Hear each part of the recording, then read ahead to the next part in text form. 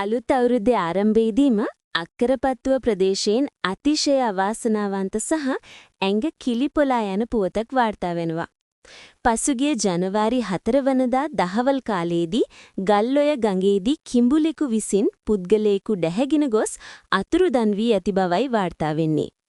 මෙම අවාසනාවන්ත සිද්ධියට මුහුණ දී ඇත්තේ ඕලුවිල් කින්දුව 6 ප්‍රදේශයේ පදිංචි 37 හැවිරිදි පුද්ගලයෙක්.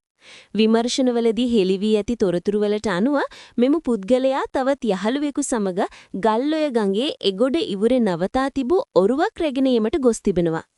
ඒ සඳහා ඔහු ගඟේ පිහිනාගෙන යමින් සිටියේදී තමයි එකපාරටම මතු වූ මිනීකන කිඹුලෙකු ඔහුව ඩැහැගෙන තිබෙන්නේ. තමන්ගේ ඇස් පනා පිටම යහළුවාව කිඹුලා ඇදගෙන යන අයුරු අනෙක් පුද්ගලයා බලා සිටි ඇත්තේ අසරණවයි. අතුරුදන් වූ පුද්ගලයා සෙවීම සඳහා මේ වන විටත් ප්‍රදේශවාසීන් සමග එක්ව පොලිස් නිලධාරීන්, නාවික හමුදා කිමිදුම් කණ්ඩායමක් සහ සමන්තුරේ වනජීවි නිලධාරීන් එක්ව දවන්ත මෙහෙයුමක් ආරම්භ කර තිබෙනවා. නමුත් මේ වනතෙක් ඔහු පිළිබඳව කිසිදු තොරතුරක් වාර්තා වී නැහැ. අක්කරපත්තුව පොලිසිය මේ පිළිබඳව වැඩිදුර පරීක්ෂණ පවත්වනු ලබනවා කියලා තමයි සඳහන් වෙන්නේ. ඔයාගේ අදහසත් පහලින් කමෙන්ට් කරන්න.